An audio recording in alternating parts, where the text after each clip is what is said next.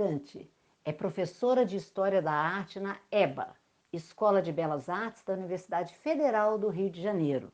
Pesquisadora, trabalha sobre a arte no Brasil do século XIX, início do século XX, focando a crítica e a recepção das obras de arte e dos salões, e as relações artísticas franco-brasileiras. É integrante dos grupos de pesquisa Entre Séculos, Mudanças e Continuidades nas Artes no Brasil no século XIX e XX. Também participa do grupo de pesquisa Modos História da Arte, modos de ver, exibir e compreender. É membro da Associação Nacional de Pesquisadores em Artes Plásticas e do Comitê Brasileiro de História da Arte. Ana Cante nos fala da formação do historiador da arte, da sensibilidade e o olhar e da comissão de autenticação do projeto Eliseu Visconti.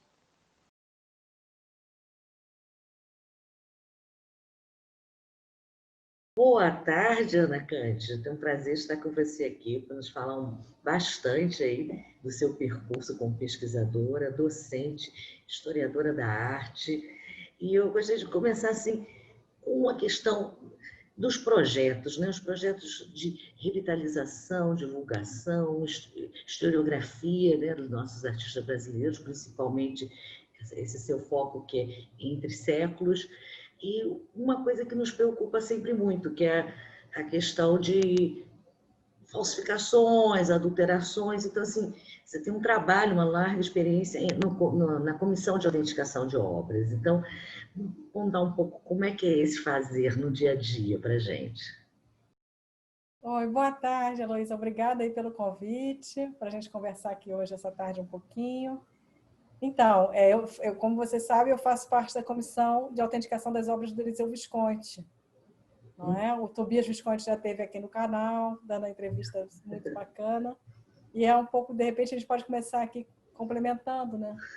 Esse trabalho, eu acho, das comissões de autenticação é um trabalho super importante na medida em que ele auxilia não apenas o próprio mercado de arte, né? Quer dizer, alguém que vai comprar, vai adquirir uma obra de arte, ela quer ter aquela segurança de que aquela obra é de fato autêntica, mas a própria história da arte, porque o historiador da arte, ele não é ninguém sem as obras. O trabalho do historiador da arte, ele parte das obras de arte.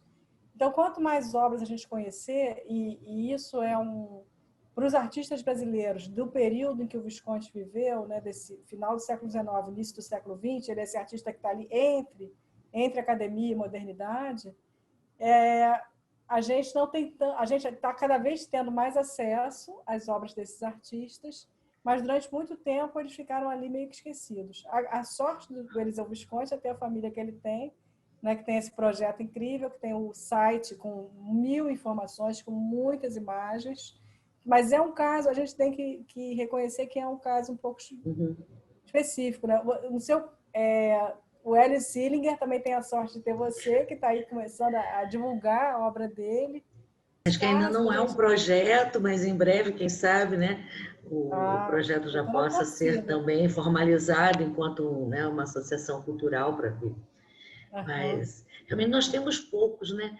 Nesse seu percurso com o projeto Eliseu Visconti, você lidou bastante, né, com a questão da autenticação, mas também com outras leituras sobre o próprio período, né, com a própria produção.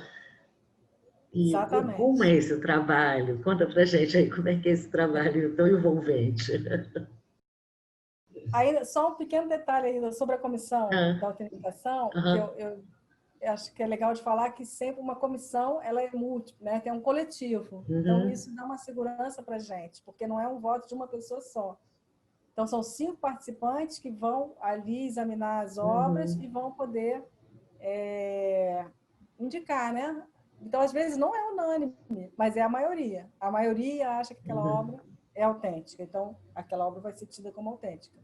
Se a maioria disser, não, a gente ainda precisa de alguns estudos para definir a autenticidade da obra, ela vai ficar ali nessa situação de espera, de expectativa. E se a maioria disser que é falsa, ela fica como falsa, né?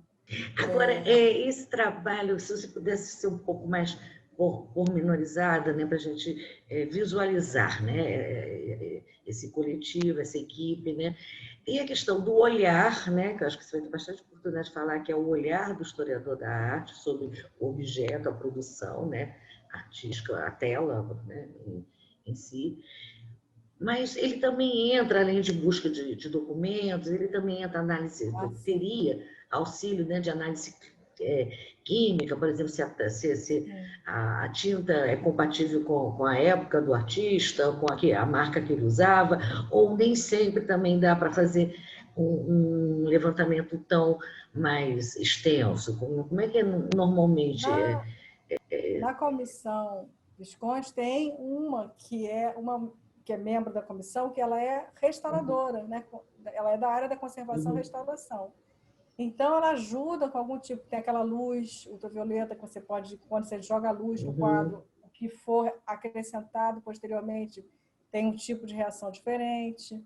Agora, esse tipo de análise química dos pigmentos, a gente não temos acesso assim, para todos, entendeu? Se for uma obra muito importante que está em discussão, se pode talvez até chegar a isso, a recorrer a um laboratório, a recorrer a outros equipamentos. Mas o primeiro equipamento é o olho. É o olho Sempre, né? Então, quanto mais a gente vê obras, né, daquele artista, você acaba como se tornando um pouco a família dele. Você começa a entender, começa a reconhecer uma caligrafia, né? A maneira daquele artista trabalhar. Ou a paleta de cores. Claro que o Eliseu Visconti ele tem uma gama de tendências, ele tem uma longa produção, então ele tem uma variedade ali, como muitos artistas desse período, né, que a gente às vezes chama até de ecléticos. No caso do Visconti, ele vai passar por vários estilos, né? Desde tem o impressionismo, que é algo muito importante na trajetória dele, mas também tem Art Nouveau, simbolismo. Por vezes a gente poderia aproximar ele de um naturalismo, de um realismo. Então, existe um leque grande. Porém, às vezes tem alguma marca, a maneira do artista trabalhar, o tipo de pincelada, a paleta de cores. E às vezes também entra a É um questão dos traço, né? documentos. Porque assim, Sim. ele tem muitas fotografias de ateliê, do ateliê do Visconti. Então, nessas fotografias do ateliê, aparecem outros quadros. Aparece o quadro que ele está pintando, e aparecem quadros na parede. E às vezes dá para você identificar um quadro a partir dessas fotografias. Esse Interessante trabalho também. é fantástico. Eu me lembro dele na entrevista, falando da identificação, inclusive Isso. se eu não me engano, era um quadro, um retrato com chapéu, e que estava na foto que foi possível exatamente fazer. Exatamente. O Né, Tobias é um grande pesquisador, se tornou um grande pesquisador, né? Depois de aposentado, se e é dedicando à muito obra do avô. interessante essa coisa do olho, porque, como você falou, né, tem um traço que sempre retorna, é uma pressão própria, mesmo ele fazendo incursões, o artista fazendo, né, várias incursões em propostas estéticas e tal, é aquela coisa da subjetividade, né? Quer dizer, aquilo que é dele, que não, independente de como ele vai dar forma, ultrapassa até a forma ou a figuração, ou enfim, né, o que ele está Exatamente. colocando ali, né? E figuras, né, que às vezes você vai ver uma obra de quando jovem, você percorre toda a trajetória dele, você vai ver que aquele traço, né, sei lá, de uma paisagem, o traço de uma figura humana, o traço de uma maneira como ele sempre dispõe na tela, vai meio que estando presente, mas não porque se repete, mas porque é algo realmente de uma assinatura, né, autoral Mas tem essa mesmo, né? questão até da luz, a maneira como ele está atento para as questões da luz, o Visconti. Desde a época dele aluno ainda, aqui no Rio, antes dele viajar para a França. A gente percebe isso nos estudos dele como aluno ainda na academia aqui do Rio de Janeiro. E ele tem essa atenção voltada para as questões da luz, que depois, claro, em contato com o impressionismo na França, isso aí vai ser mais ainda explorado. Mas ele já trazia isso nele, na verdade. Agora, esse trabalho Dessas... da... Não, pode ir, por favor. Não, eu ia dizer que esse trabalho de pesquisa, ele não está separado da minha trajetória como professora. Eu me vejo assim, uma professora pesquisadora e uma pesquisadora professora. Porque assim, Era nisso que eu queria entrar. a gente está na sintonia. Entramos juntas. Nesse Com trabalho que certeza, docência e pesquisa. as turmas, a gente vai... tem outras perspectivas, porque, claro, a obra de arte ela é muito rica de significados, de expressões, e às vezes cada pessoa em contato com aquela obra pode perceber, ser mais sensível a certas questões que estão ali. Então, quanto mais pessoas, às vezes eu coloco uma obra, né, uma imagem de obra numa aula, e eu peço para os alunos falarem sobre aquela obra, e de repente eu começo a enxergar coisas que eu não via antes. Isso é muito interessante. Que é sempre esse diálogo, né? Existe um diálogo, eu acho, do pesquisador com os outros pesquisadores, até de tempos passados. Então, quando você lê críticas de arte escritas sobre Visconti na década de 1930, década de 1940, isso tudo vai também te ajudando a ver melhor a obra dele. Às vezes a gente concorda ou não concorda com esse ponto de vista, e às vezes alguém que escreve sobre a obra de um artista, você começa a perceber certas coisas que você não percebia antes, e às vezes aquele olhar inocente de alguém que nunca viu, não conhece aquele artista, está vendo aquela obra pela primeira vez, começa a perceber coisas que alguém que está todo dia vendo aquilo ali não percebe. Então é enriquecedor, eu acho, essa troca, né, com as turmas. E dos seus alunos começarem a exercer essa sensibilidade do olhar, né, desse posicionamento diante de um objeto que é sempre inesgotável, né? Porque conforme você se dirigir e fizer essas interlocuções com comentários, críticas especializadas, até opiniões não especializadas do passado e do presente, você também vai girando sobre esse objeto, mudando, né, a sua perspectiva de abordá-lo. Então, é interessante o trabalho que você traz, assim, com seus alunos, deles começarem a vivenciar isso, porque existe alguma maneira técnica de se orientar ou é realmente uma coisa da vivência da expressão ali? Claro que tem um momento que assim, não é qualquer coisa que você diga sobre a obra que fica em pé. Tipo assim, você pode... Eu acho que tem esse primeiro momento de olha para isso aí e me diz o que você está vendo, o que você está assistindo, o que você está percebendo. Mas num segundo momento, claro que você tem que checar isso, não é? Porque se aquilo faz sentido dentro do contexto que o artista preparou. Então, existem certas perguntas também que eu acho que são muito importantes. Quem produziu essa obra, para quem produziu essa obra, quando produziu, como e como foi recebida. Então, são uma série de questões, porque às vezes é o mesmo artista, mas se ele está trabalhando para uma exposição, ou se ele está trabalhando para uma encomenda de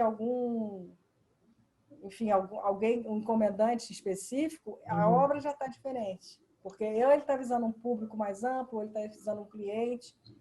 Em que momento que ele faz isso da sua vida? É no início da carreira? É na maturidade? É já no final? Então, tudo isso são questões que você não pode perceber só com a visualidade, né? Você vai ter que buscar, fazer a pesquisa também, de ler o que se escreveu sobre ela. Há um instrumento fantástico, né, que está disponível agora para os historiadores e para os historiadores da arte, aqui no Brasil, é a hemeroteca digital, né, da Biblioteca Nacional. Porque ali você vai só uma busca de palavra e você encontra assim um mundo, né, de informações. E eu tenho recorrido muito, assim como vários colegas e vários estudantes, a gente tem explorado bastante esse material que está disponível agora online, né? Ler os jornais antigos, às vezes é delicioso. E ler as crônicas, né, sobre as exposições, que não necessariamente nas críticas de arte especializada, mas a opinião do ambiente, né, intelectual, artístico. Muitas vezes quem está assinando a crônica é um caricaturista e até às vezes faz umas críticas um pouco mais irônicas, vamos dizer assim, comentários mais irônicos, né, com relação, digamos, de uma exposição mais pro forma, institucional e tal, né? E é muito legal você poder ter isso em casa, né? Ou em qualquer lugar, né? Porque acredito que muita gente consiga isso pelo celular. Além das críticas escritas, também tem críticas feitas com desenhos, né? Com charges. Foi muito o caso do Angelo Agostini, que esse também é incrível. Né? tudo o que ele Sim. fez de desenhos a partir das obras expostas nos salões, ali do final do século XIX. Então, acho que assim, Sim. eu gostaria de incentivar aí, né, as jovens que estão ainda pensando o que eu gostaria de fazer, o que eu gostaria de estudar. E não esqueça que existe aí a História da Arte, né? São cursos novos, recentes. O nosso curso lá na Escola de Belas Artes, o curso de História da Arte, é de 2009. Quer dizer, a Escola de Belas Artes já é bicentenária, mas o curso de História da Arte ele é novinho, é o bebezinho da Escola de Belas Artes. Mas com muita produção, né? Ah, Com sim, muita produção, muita bastante, produção. muita empolgação. A gente, bom, sempre com as nossas dificuldades diárias, né? Que todo Ah, pesquisador brasileiro, todo professor brasileiro estuda. A gente tem que uhum, saber como lidar com isso. Agora, acho que talvez uma das grandes qualidades do pesquisador brasileiro e dos estudantes é a questão da comunicação entre nós, sabe? Eu acho que assim, tem um papel muito importante das associações de pesquisadores. Então, eu faço parte de duas associações. Uma que é a Associação Nacional de Pesquisadores em Artes Plásticas, a uhum. ANPAP, e o outro que é o Comitê Brasileiro de História da Arte. Todo ano há encontros dessas associações. E nessas associações a gente encontra historiador da arte no Brasil todo. E Uhum, acaba também tendo contatos com pesquisadores de fora do Brasil, porque sempre, muitas vezes, tem convidados uhum. estrangeiros, convidados da América Latina. Mas, sobretudo, eu acho importantíssimo esse contato assim, do ambiente universitário, você não ficar só na sua universidade. É importante essa troca, né? Então, Mas acho aí que não tem pode ser tido um um foco. problema com relação a enviar, né, os representantes do curso, parece que ocorreu uma limitação Sim, de número, né, quer dizer, são foi. impedimentos, né, para esse É, diálogo, mas para essa troca que você está falando, né? sim, isso ocorreu. Houve uma ameaça de que em cada encontro desses, né, de colóquios, eventos nacionais, cada universidade só poderia mandar um representante. Olha só, na Escola de Belas Artes a gente tem um departamento com vários professores de História da Arte. Faz parte desse encontro, o espírito desse encontro é que todos possam ir. E ele vai ficar Várias afastado linhas de pesquisa, disso. E digamos que ele né? fique 4 dias, né, afastado para esse Uhum, encontro nacional. Quando ele retorna, no meu caso, ao Rio de Janeiro, eu vou trazer novas informações para os meus alunos, né? Assim, é algo que uhum, vai enriquecer também. Não é assim, ai, coitados, os alunos estão sem aula porque o professor foi participar de um encontro. Não. E também os próprios alunos, eles começam a ir, né? uhum, Assim, às vezes nem todos têm essa oportunidade, mas há alguns que conseguem até auxílios para ir participar. Ou quando o encontro é uhum, na sua cidade, os uhum. estudantes daquela localidade ali podem aproveitar muito. Então, acho que isso é algo importante da gente valorizar essas associações. E talvez um Não, com outro certeza. fórum que é bastante importante são os grupos de pesquisa. Então, além de ter essas Uhum, associações que nossa, tem mais de 100 participantes, enfim, muitos pesquisadores ali, há os grupos de pesquisa, que são grupos menores, congregando pesquisadores de várias universidades. uhum, Então, eu atualmente faço parte de dois, que é o grupo de pesquisa Entre Séculos, que a gente está ali justamente nesse uhum, período, final do 19, início do 20, mas que tem eu que me interesso mais pela pintura, a professora Sônia também, a Marise, que é mais da arte decorativa ou artes aplicadas, e o Alberto Chilon, que é mais da escultura. Então, cada um tem um pouquinho de interesse num certo objeto, uhum. mas todos estamos ligados por esse recorte temporal. E um outro grupo de pesquisa que eu faço parte é a História da Arte, Modos de Ver, Expor e Compreender.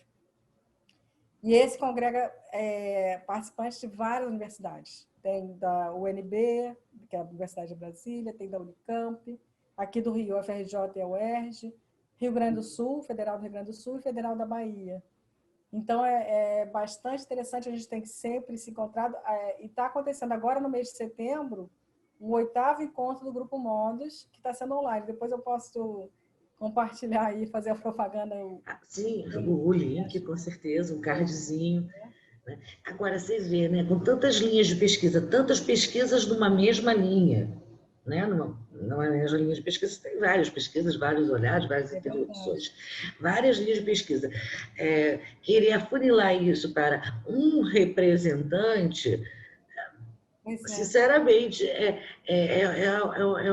proposital, é para haver desmonte, né? Para não haver realmente conexões e, enfim, desmotivar, porque não dá para ir por recursos próprios, não é justo, até porque é atribuição do trabalho, né? Não era nem esse o caso, eles estavam querendo impedir, você não pode se afastar, mesmo você que resolva pagar a sua Mesmo que você queira passagem. pagar, não pode afastar. Não poderia, teria que Quer dizer, escolher um professor por unidade. e aí Enfim, seria como um sorteio? Pois é. Ou como você disse, é até né? São tempos difíceis que a gente está passando, mas eu Sim. acho que as instituições são mais fortes, já passamos por coisas muito difíceis e essa também vamos passar por essa. Uma coisa que eu me lembro que ocorreu, você estava falando dessa importância do público geral ter noção do que se trata, né? Há alguns anos atrás eu estava num táxi e a gente estava passando ali em Laranjeiras, no Cosme Velho, acho, na frente das casas casadas, que estavam, na época, se discutindo se era para fazer um bem tombado ou se, enfim, demolia. E o taxista falou para mim, não, que bobagem ficar guardando essas coisas antigas. É melhor demolir, vamos construir um prédio novo aí. Aí eu falei, olha só, o senhor tem alguma foto dos seus avós? Eu tenho. Então traz aí as fotos e joga fora, né? Porque aí dá para tentar, de alguma maneira, mostrar assim, esses prédios antigos são como os nossos avós, contam a história da nossa cidade. Então, assim, que cidade nós queremos ter? Claro, assim, o que o historiador da arte valorizar, aquilo vai ter mais condições de sobreviver. Porque durante um tempo, bem no início do século...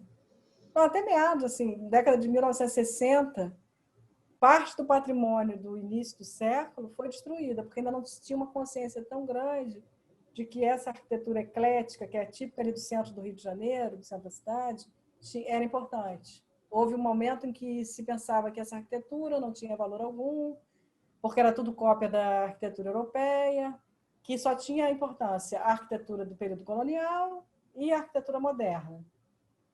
E nisso, muitos prédios que estavam ali na Avenida Rio Branco foram postos abaixo. Ainda bem que se preservou aquele núcleo ali da Cinelândia, né, da Praça Marechal Floriano Peixoto. Mas para a gente ver isso... Derrubaram o Palácio Morro, né? Derrubaram o Palácio Morro.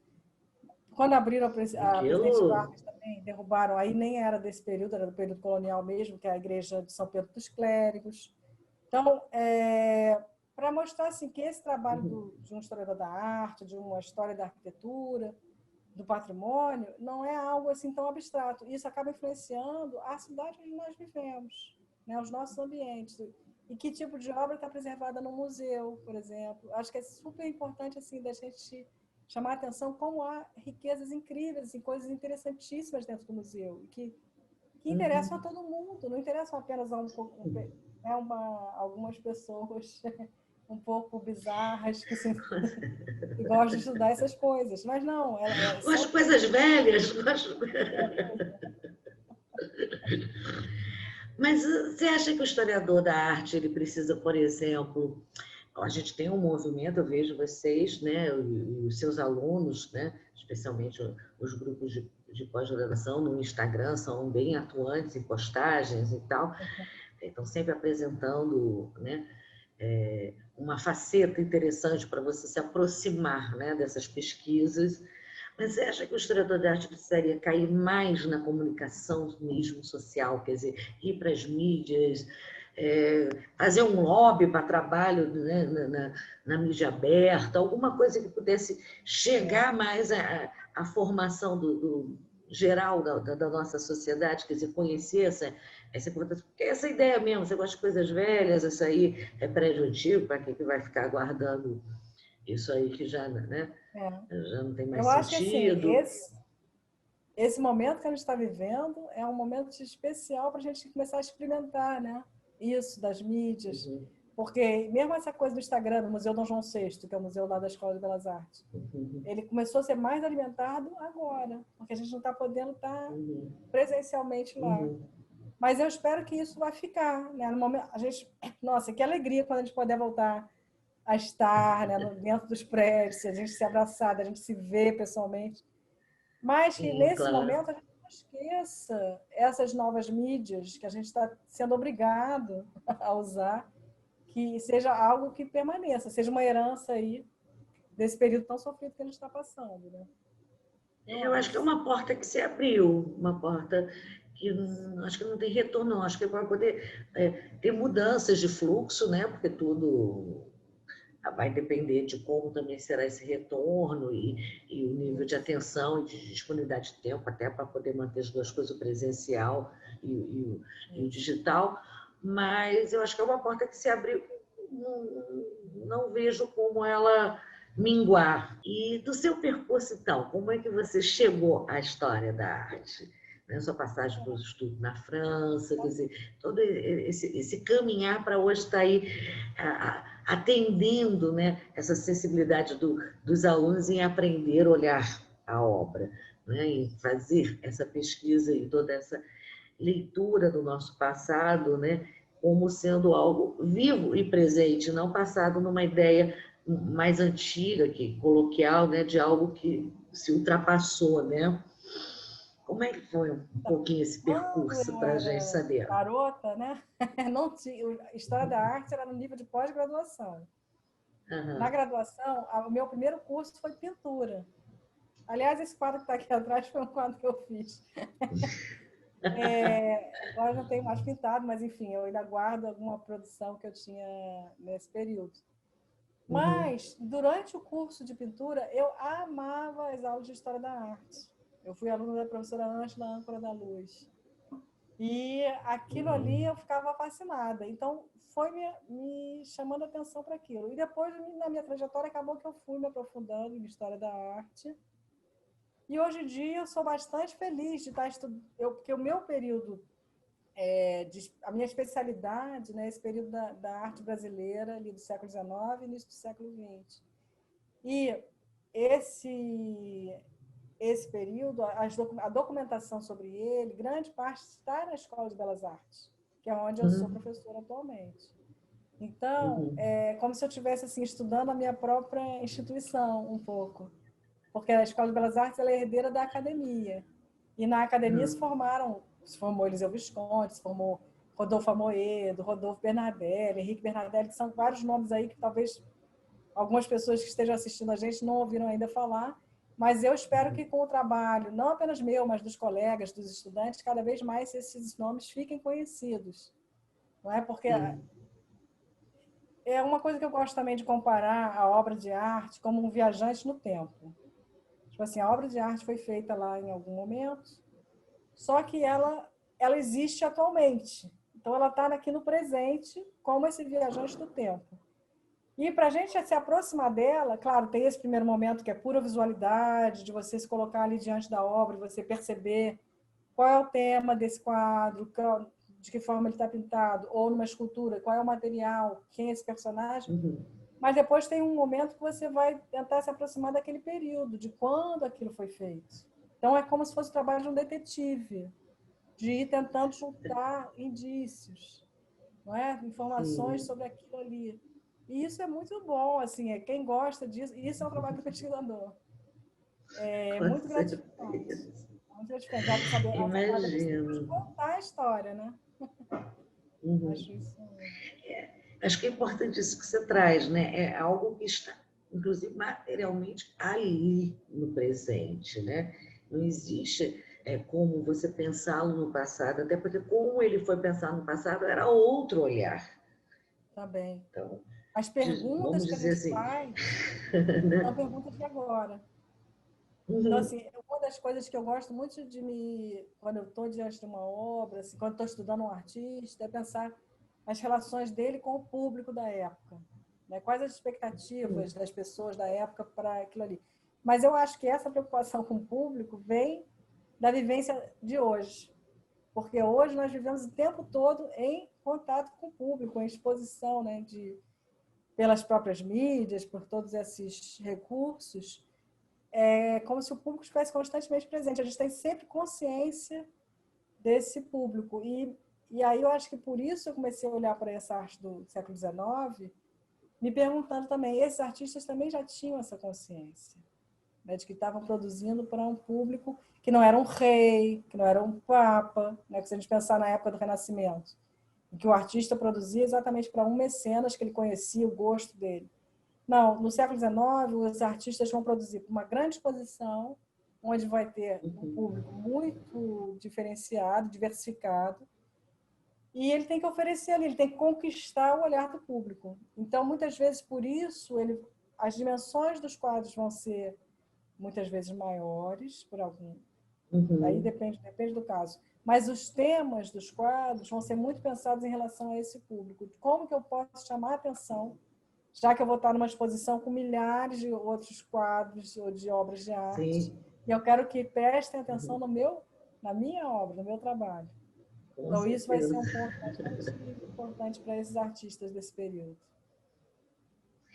E essas leituras de hoje, que se pensa o público, e tem muitas leituras pensando as invisibilidades, né? O que ficou à margem da historiografia no passado, a questão da presença das mulheres, a questão dos negros, artistas, né? Então, assim, você traz um pouquinho dessas pesquisas e o que você tem visto com relação a essa nova, né, leitura, né? Que eu acho que ficou um bom tempo realmente, né, aguardando, né? Muito importante. E, na verdade, isso é uma das coisas que eu fui me aproximando desses temas no contato com os estudantes. Porque, embora eu soubesse de artistas mulheres, soubesse de artistas negros desse período, eu não estava assim tão atenta para isso. Mas foi uma demanda dos próprios estudantes, né? Então, as meninas, assim, a geração agora nós queremos saber das artistas mulheres, professora. Traz para a gente essa informação. E também os artistas negros, onde é que eles estavam? Existiam, não existiam?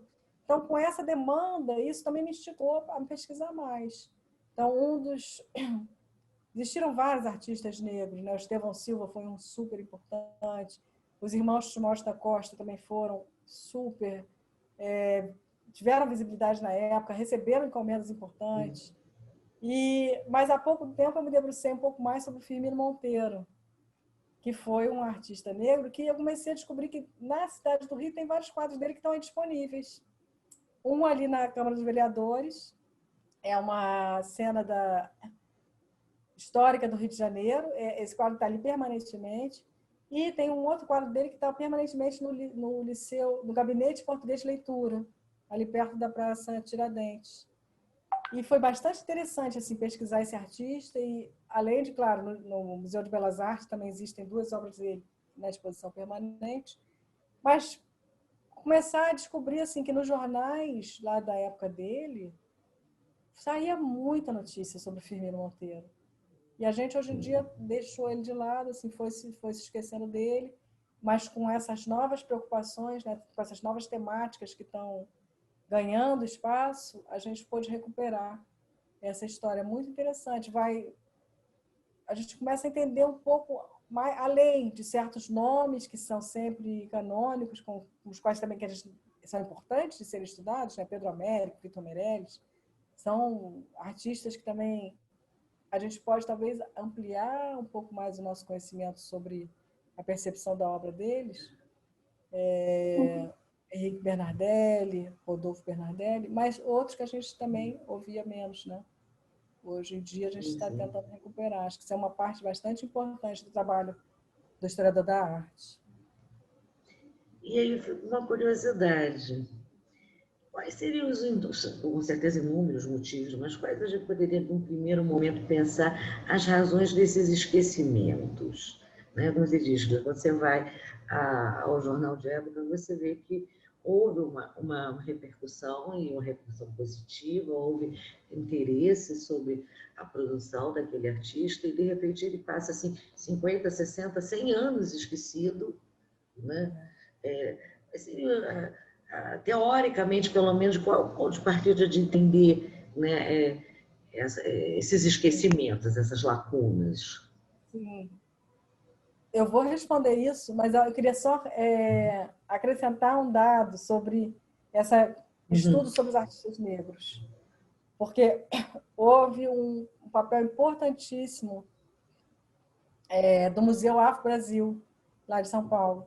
Com a abertura do Museu Afro-Brasil, essa temática se tornou mais acessível e chamou mais atenção, né, do público em geral. Uhum. Sobre essa questão dos esquecimentos, na história da arte, se a gente pensar assim em longo prazo, sempre houve períodos de esquecimento. Artistas que foram bastante conhecidos na sua época, depois foram esquecidos, depois são recuperados. Se a gente pensar na arte até europeia, é o Greco. É o Greco, pintor espanhol. Ele teve um grande sucesso em vida. Depois ele ficou totalmente esquecido. Depois, só com a arte moderna, no século XX, é que os historiadores começam... Que artista incrível que foi esse. Então, e esse tipo de onda, né, de artistas em visibilidade, depois esquecidos, depois retomados, é um processo que vem acontecendo ao longo da história. No nosso caso aqui, os artistas desse período, final do 19 e início do 20, antes da arte moderna, antes da Semana de 22, eles sofreram por conta das batalhas por espaço, não é? Porque assim, a arte moderna brasileira eu acho importantíssimo, assim, mas quando os modernistas estavam ali lutando para conquistar o seu espaço, eles disseram que o século XIX brasileiro podia ser esquecido. Era assim, não interessa estudar esses artistas. Então, eu acho que são isso, são estratégias. Agora que a gente já está mais distanciado, a gente pode admirar tanto a arte dos modernistas quanto a arte dos artistas do 19, né? E começar a descobrir. Porque muitas vezes eles foram atacados como essa arte do 19 ela era totalmente ligada ao poder e com a visão só dos dominadores, mas quando a gente começa a ver as obras deles, entenderem, estudar um pouco melhor, há, por exemplo, o quadro do Henrique Bernardelli, dos Bandeirantes, lá no Museu de Belas Artes, em que os índios, que seriam os prisioneiros do Bandeirantes, eles estão de pé, muito assim, poderosos. E o Bandeirante ele está deitado, porque ele foi beber água no rio. Então você começa a achar aquilo estranho. Em vez de estar o Bandeirante ali de um grande herói, o Bandeirante está meio selvagem e o índio virou o herói. Então a gente começa a perceber que há outras leituras, né? Que os artistas não foram apenas colocados a serviço de um poder, de um domínio do poder estatal. Eles também tiveram tentativas ali. Um outro quadro que eu gosto muito também é do Belmiro de Almeida, Os Descobridores, que aparecem os degredados. Na verdade, ele faz uma figura de dois degredados, mas o nome do quadro é Os Descobridores, são dois portugueses que estão ali desolados. É incrível esse quadro. Está aqui no Rio de Janeiro, no Itamaraty. Exato, né? O artista, por mais que ele pudesse estar trabalhando por uma encomenda, né, por poder e tal, isso não quer dizer que ele não vai colocar a visão dele, que ele não vai colocar até uma crítica, que ele não vai, né, se posicionar diante, né, do contexto, né, vigente, quer dizer, mesmo numa tela que tinha um compromisso, né, de trazer o fato histórico, ele constrói uma maneira de atualizar ali, botando uma dica, né? Olha só, o descobrimento, mas estamos aqui, os degredados. Isso. Isso é muito Outra coisa também legal, né? bastante interessante é como, às vezes, esses artistas formados na academia ou depois na Escola de Belas Artes, eles também tiveram uma entrada em manifestações populares, como o Carnaval. Então, assim, essa relação da Escola de Belas Artes com o Carnaval, ela não é só do século XX. Já no século XIX, tem artistas que vão desenhar estandartes para agremiações carnavalescas. Então, isso tudo, assim, há um campo bem grande ali de descobertas, assim, de estudos em que a gente começa a perceber esses artistas com outros olhares. Isso aí ainda é um campo a ser explorado, né, me parece. É a impressão que eu tenho, né, olhando assim, com pouco conhecimento, né, específico da área, mas, né, chegando próximo, é que esse pessoal do Entre Séculos, eles eram qualquer coisa, menos os caretinhas que se vendeu quando se quis fazer, né, vamos dizer assim, a confirmação do marketing da importância do modernismo. Né?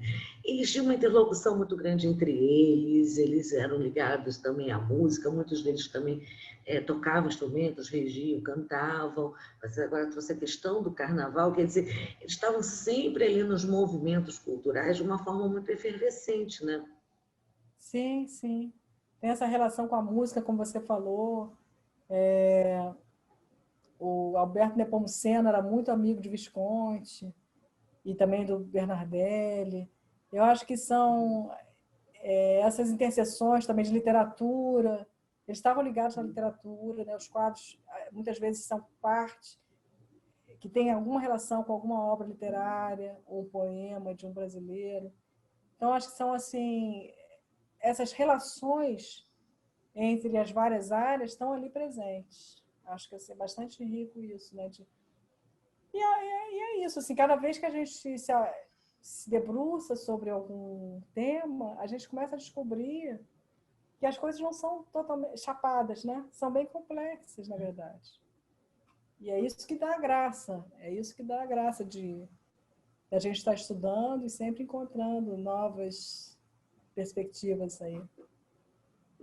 Isso é importante, manter o vigor.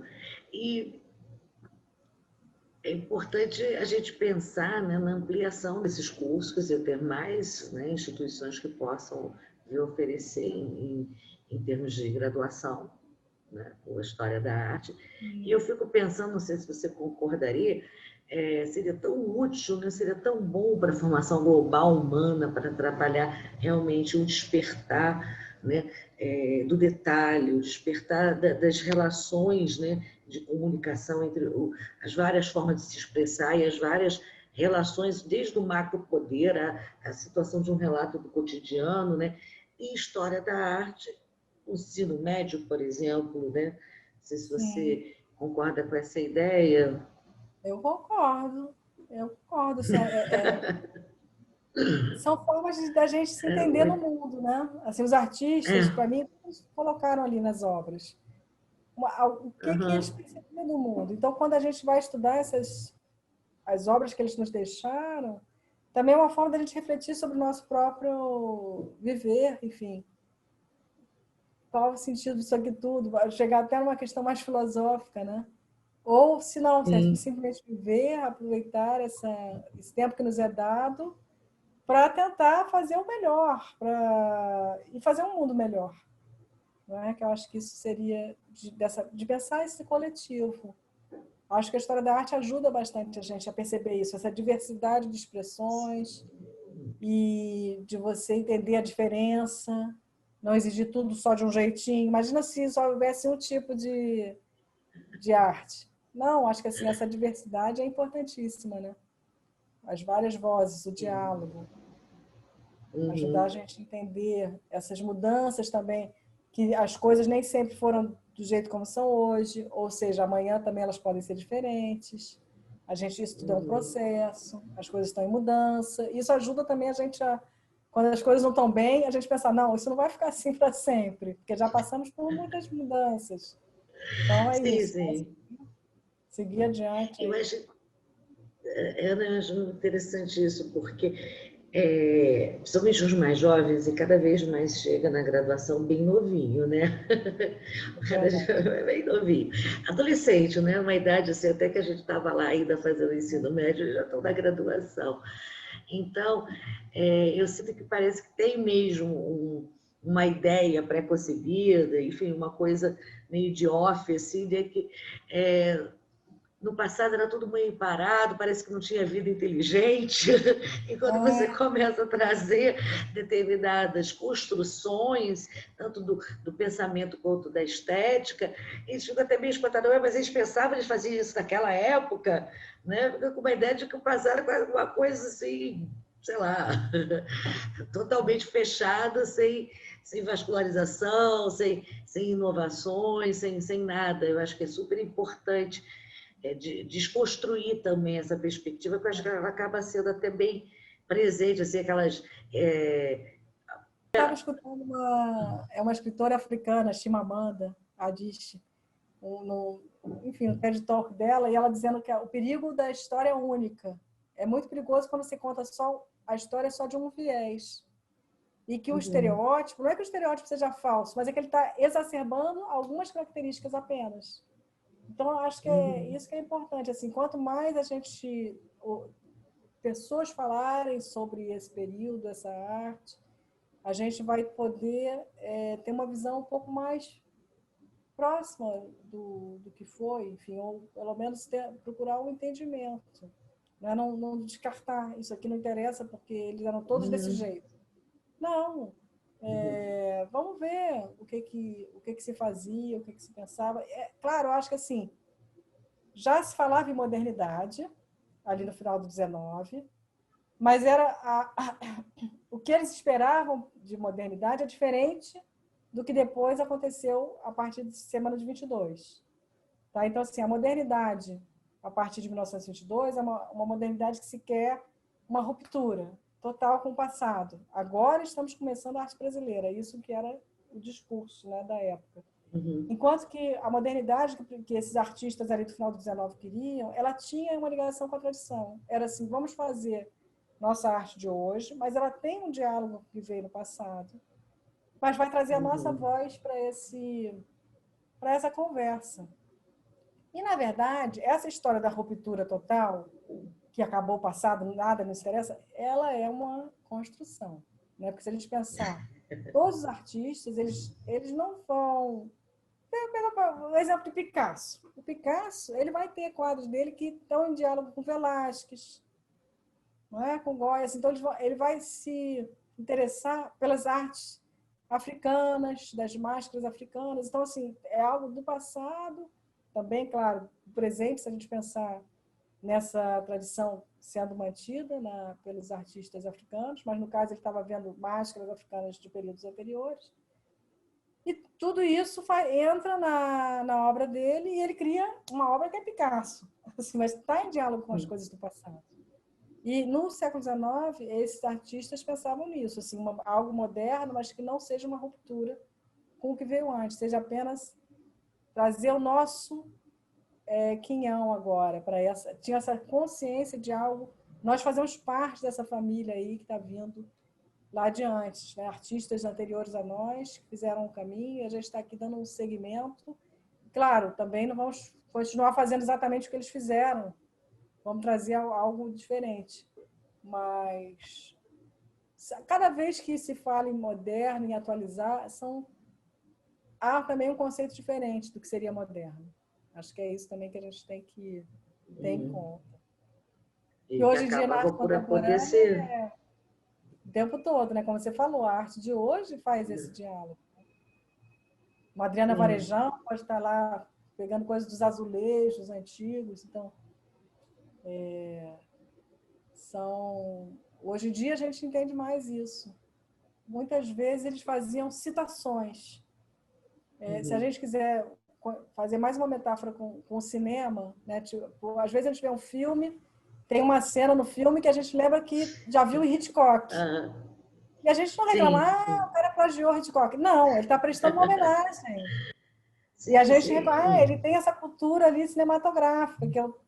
Então, muitas vezes, os pintores do século XIX, eles citam quadros antigos nesse mesmo espírito, tipo uma homenagem a um Delacroix, enfim, a um grande pintor do passado. Ele usa uma figura ali, aquilo ele não considera um plágio, ele considera uma homenagem, ele considera, faz parte disso aqui, esse aqui é meu patrimônio e eu posso usar isso como eu quiser. Eu posso usar, no caso do cineasta, eu posso usar uma cena de Hitchcock e reutilizar isso, porque isso vai conectar quem está vendo o filme, aquele outro. E assim acontecia com as pinturas do 19. Quando, essa figura lembra a figura que eu já vi numa grande obra e tal. Então, é como se é isso, né? As coisas vão sendo reaproveitadas e recriadas, transformadas. De certa forma, isso era uma grande liberdade. Claro, assim, não existe uma liberdade total, né? A cada momento, cada época traz as expectativas sobre o que o artista, o que se espera de um artista. E o artista vai estar criando a partir dessa expectativa, né? Porque tem uma relação. O artista não é isolado. Ele está ali, tem essa relação que eu estava falando com o público, mas com os críticos, com os outros pares, com os outros artistas, também com os colecionadores. Então, é sempre essa rede, né? Acho que isso é a minha maneira de entender esse estudo da história da arte.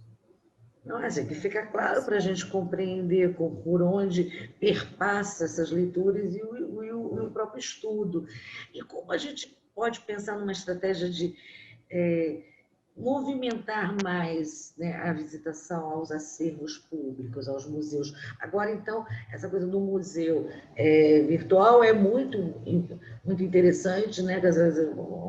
Uma maravilha, mas de um modo geral, acho que ainda não chegou totalmente assim no grande público, né? Eu acho que fica assim, um professor que orienta e que fala para uma atividade pedagógica, uma pessoa que já tem um certo diálogo, uma certa familiaridade com a arte. Mas acho que a gente precisaria ser mais amplo, né, para essa divulgação, para essa questão dos Eu acho que museus. é o grande desafio, Heloísa. Acho que assim, você tocou no ponto. Assim, esse é o nosso desafio. Entendeu? É um trabalho coletivo de muitas pessoas, tanto as pessoas que trabalham nos museus, quanto as pessoas que trabalham na universidade, e de tentar encontrar esses caminhos, de como chegar a esse público. E dizer, olha, gente, isso aqui é nosso, isso é um acervo público, que faz parte da nossa história e que interessa a todos nós, né? Tornar isso mais, às vezes até divertido, propor atividades, eu acho que tem que ser um pouco também por essa... Como eram as exposições, entendeu? No século XIX, nos salões de arte, aquilo fazia parte de um circuito de entretenimento. Você ia ver uma exposição de arte, não apenas para se cultivar, e tal, mas fazia parte de uma social ali. Eu acho que talvez a gente tenha que, cada vez mais, os projetos educativos nos museus, eles têm se desenvolvido bastante, assim, têm trazido muitas estratégias que têm funcionado bem. Agora, eu acho que o nosso desafio é essa questão da internet, como usar melhor isso. E talvez seja isso. A nossa geração agora está tendo que aprender a lidar com isso. Gente que não sabia, eu mesma, assim, né? Acho que acredito também você, foi assim, um desafio. Vamos lá, vamos encarar e vamos ver o que dá. Mas acho que essa porta aberta, inclusive, para você ter mais exposições virtuais, mais contato com as obras, eu não canso de desejar, inclusive, né, a reserva técnica digitalizada para a gente poder ter acesso. Talvez fosse até o locus, né, do museu de primeira digitalização, uma vez que a visitação e o trânsito por ali ameaça a conservação, né, diferente de quando a tela já está tratada para poder estar em exposição, né? E eu acho que abriu essa porta. Eu acho que o que a gente precisa é muito de estratégia de comunicação, não seria, não? Mais a coisa da divulgação mesmo, mais botar a boca no trombone, vamos dizer assim. Certamente. Assim, não descendo todo que já foi feito, né? Eu me lembro de Arte para Todos, foi uma série que foi feita, que foi bastante, muito boa. Teve uma série também na televisão, Os 25 Quadros, a partir do livro do Rafael Cardoso.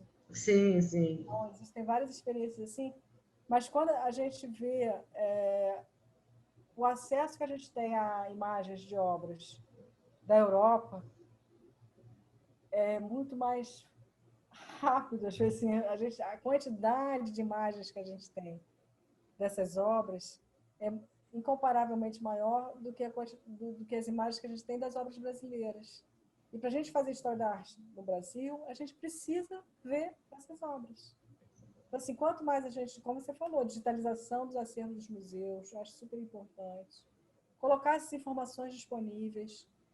Se eu penso, por exemplo, no museu como o Louvre, eu consigo daqui do Rio, da minha casa, acessar informações detalhadas sobre uma obra que está na reserva técnica do Louvre.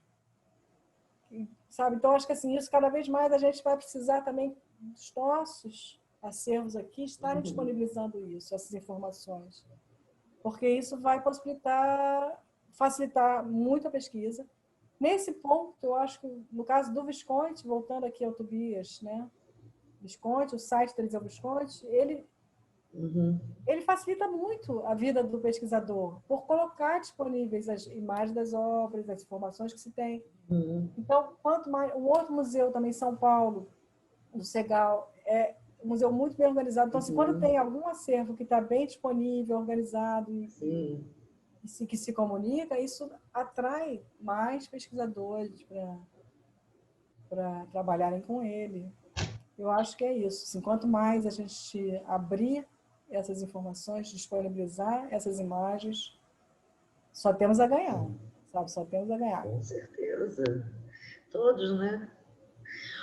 Você falou, eu me lembrei do Tobias ter comentado que algo que, pelo menos para fins pedagógicos, seria interessantíssimo, a reprodução de obras em tecido, né, com fotografias de alta resolução, que é uma coisa que infinitamente reduziria os custos para você transportar, de questões de seguro, enfim, você poderia rodar muito mais e fazer trabalhos, né, mas a possibilidade de duração de uma exposição, sei lá, com reproduções de obras, né, devidamente, assim, bem processadas, tem uma durabilidade que você não poderia ficar tramitando, de repente, com as originais para lá e para cá, dado o risco de avariação, né? Então, quer dizer, são coisas que precisamos de verba, né? O projeto Portinari, eu acho que teve uma experiência assim, de fazer esse tipo de exposição com as reproduções das obras. E, na verdade, sim, você tem razão. Uma coisa é o virtual, você vê aquilo ali por uma tela. Outra coisa é você ver, mesmo que seja uma reprodução, algo que está no espaço, que você circula, que você para diante, você vai comparar uma com a outra, enfim, é uma outra experiência, mesmo sendo uma reprodução. A arte, às vezes, ela não explica, mas ela torna a gente mais sensível para certas questões, né? Ela mostra alguma coisa que às vezes é maravilhosa, mesmo dentro da dor. E sobre esse momento que a gente está vivendo, eu acho que o principal é a gente manter a nossa democracia, assim, com todas as suas falhas, é o regime que a gente pode ter o diálogo, de ter várias vozes, de saber, fulano pode pensar diferente de mim, eu pensar diferente do outro, mas todos temos possibilidade de nos posicionar e de colocar, então assim, não deixar que um queira calar a boca do outro. E claro, fake news é outra história, que aí não é liberdade para mim, isso não é liberdade. Não é. É outra coisa. Mas enfim, acho que a gente vai superar isso aí. Não tem outro jeito, temos que continuar. E eu acho que é isso, quando a gente vê coisas do passado que foram tão maravilhosas, assim, claro, teve de tudo, mas, enfim, de valorizar o que a gente recebeu, né, das gerações passadas e vamos levando adiante, construindo algo melhor, tentando melhorar, né, a situação do nosso povo também. Enfim, que estão virando política aqui, não era o caso. Não, uma melhora, porque na medida que você leva novos horizontes, só isso, né, como se fosse pouco, é a oportunidade de conhecer outras vozes e enfim, se experimentar em situações diferentes, e isso é viver, né? Claro, sim. Então, Ana, muito obrigada. Encantada Ana. mesmo com essa fibra, né? Da não desistência, da persistência mesmo. Obrigada. Obrigada, Luísa. Até a próxima.